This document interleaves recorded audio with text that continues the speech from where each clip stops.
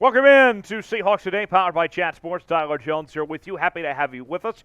On today's show, we will take an in-depth look into Russell Wilson's move to the Denver Broncos and the events that led up to that trade. There was a bombshell report from ESPN that came out this week, and Russell Wilson has responded to that. There was also an additional report that came out from Pro Football Talk. We will dissect all of it and break it down here on today's show. Before we get to that, though, I want to make sure that you are subscribed to Seahawks Today for daily Seattle Seahawks news and rumors on your favorite team. Subscribe now and turn on notifications so you never miss a moment. YouTube.com/Seahawks TV. This week, with the Seahawks taking on the Broncos, we are battling the Broncos breakdown in new subscribers this week, trying to beat that Bronco channel, and right now they got the edge on new subs right now, 121 to 111. Can't be losing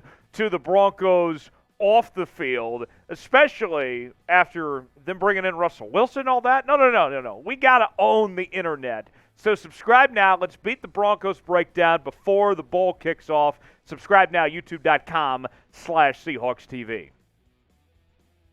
Former Seahawks quarterback Russell Wilson claims that the Seahawks tried to trade him multiple times. And it was very interesting to hear Russell Wilson's reaction to the ESPN article that came out this week, what Pro Football Talk had to say.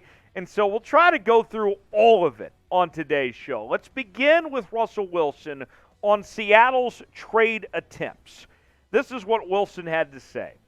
They definitely tried to, a couple of times, tried to see what was out there. It's part of the business, being professional and everything. I believe in my talents and who I am. I feel like I'm one of the best in the world. So let's go through the timeline of things.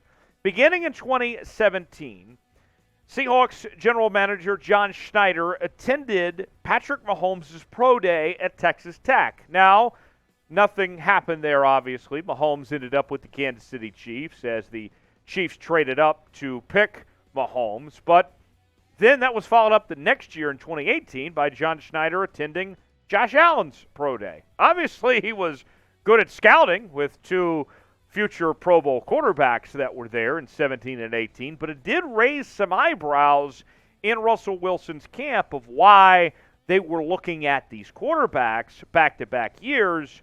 And Schneider claimed that he was doing his due diligence, that he was a part of the Green Bay franchise when they were looking at none other than Aaron Rodgers at that time. So with that, we heard then reports of that same draft in 2018 that the Seahawks proposed a trade to the Cleveland Browns for the number one overall pick. Ultimately, Cleveland was not interested.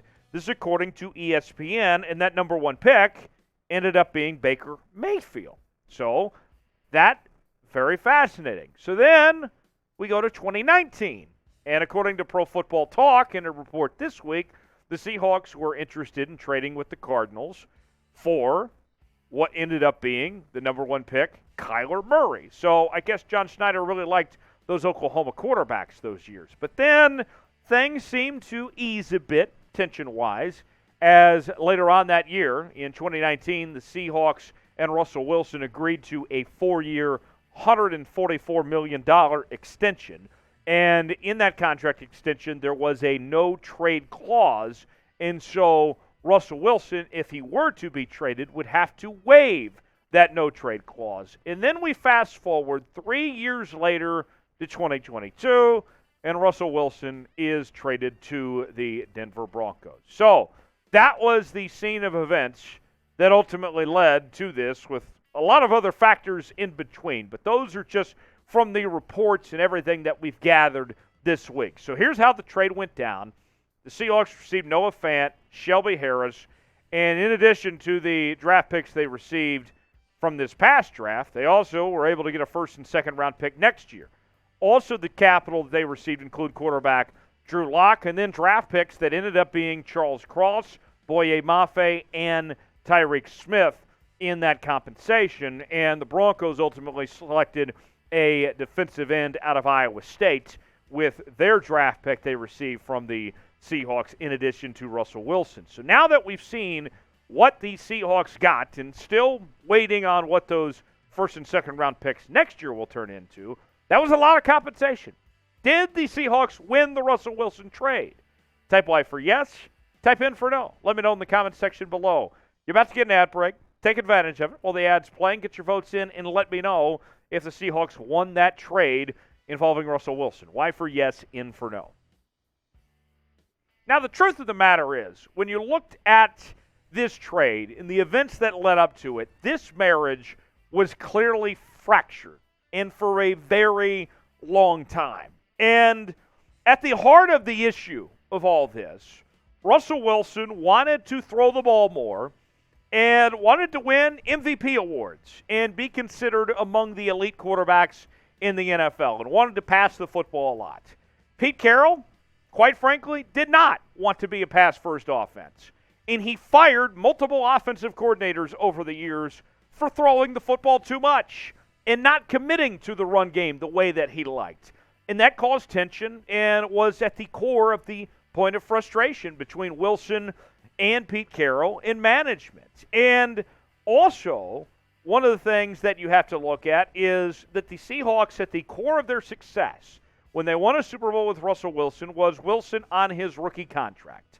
And the Seahawks could never figure out the roster to the success that they had with Russ on that rookie contract as opposed to how much they were paying him in the next deal that he received. And so with that, I think that Seahawks management always thought, man, if we could find a way to go back to a cheap quarterback, we would have more flexibility elsewhere, that they wanted potentially to go back to that blueprint that got them that Super Bowl title. Now, the game coming up on Monday night between Russell Wilson's Broncos and the Seattle Seahawks, the crowd going to be an interesting factor, as you would imagine. And Russell Wilson was asked about the crowd at Lumen Field coming up on Monday night. He said, I know they'll be rowdy. I know they'll be excited. It's Monday Night Football, so it will be a special environment. Listen, I think that I gave my heart and soul every day. I know nothing less. Hopefully it'll be positive, but at the same time, at the end of the day, I know we've got a game to play and everything else. Then Pete Carroll was also asked about the crowd at Lumen Field. He said, you are either competing or you're not. I'm leaving it up to the 12s. You know it's game time, and we're going for it. However they take it, it'll follow their lead on that. I mean, I'm not going to be involved with that opportunity to react, so I don't have to make that decision.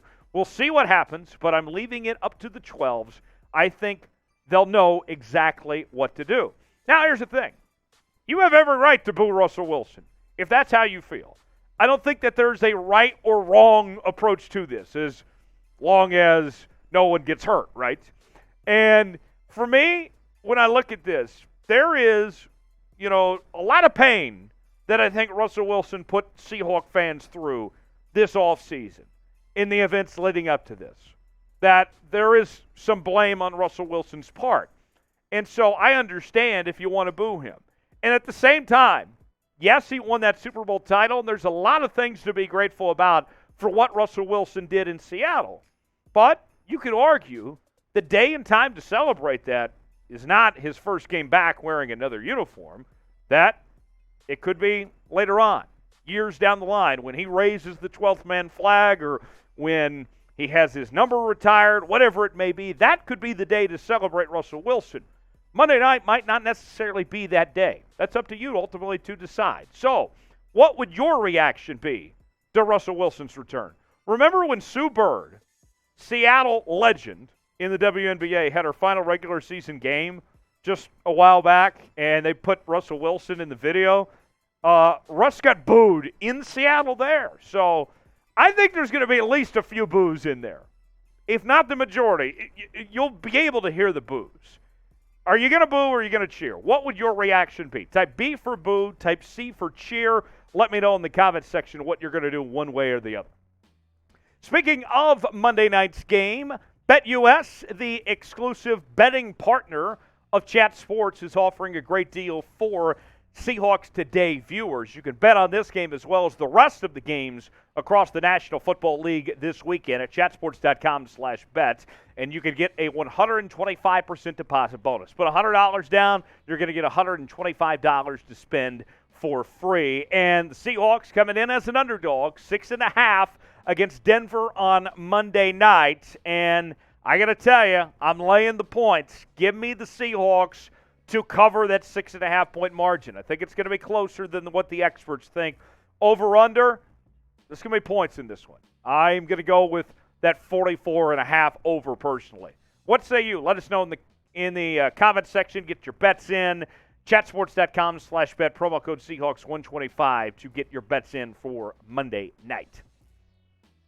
Look, at the end of the day of the run that Russell Wilson had in Seattle, it was a great run. There's a lot to look back on. I mean, of his time there in Seattle, joining the Seahawks as a rookie in 2012, from being, a third-round draft pick to getting to the Pro Bowl 9 times and winning the Super Bowl. A good man of character. I mean, was the Walter Payton NFL Man of the Year back in 2020. There's a lot to like about Russell Wilson. But right now, time to turn the page. It's a new chapter in Seattle, and I think all of you want to see Russell Wilson take that L. And you know what? It's going to be an emotional night, but at the end of the day, it's business. It's all business here. And I wish Russ nothing but the best going forward, but let's see the Seahawks get a dub on Monday night, right? Now, before we go, predict the score of this Denver and Seattle game. How does it all shape out? Let us know in the comments section how it will go down in Russell Wilson's return. You taking Seattle? You taking Denver? What's the score going to be? Let us know in the comments section below. As always, you can interact with me on Twitter and Instagram.